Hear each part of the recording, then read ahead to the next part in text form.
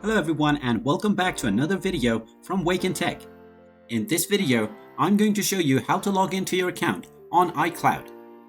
To find out how, make sure you watch this video all the way until the end. And before we begin, just hit that like and subscribe button real quick and let's get started. First of all, you will want to open up your web browser. So go ahead and open it up. And then in the address bar, just type in iCloud.com and press enter. This will now take you into the official website of iCloud by Apple. Now simply click on the sign in button and you will be taken to the sign in portal. Now you will need to sign in using your Apple ID. If you don't already have an Apple ID, then you can click on Create Apple ID. Now to log in, simply enter your Apple ID and click on the arrow button. Then you can type in your password and click on the arrow button once again, and you will be signed in to your Apple ID. In case you forgot your ID or your password, you can simply click on Forgot Apple ID or Password button.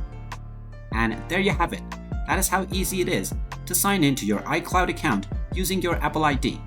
If you find this video helpful, make sure you hit that like button and subscribe to our channel if you haven't done so already. Also ring that notification bell to never miss another update from us.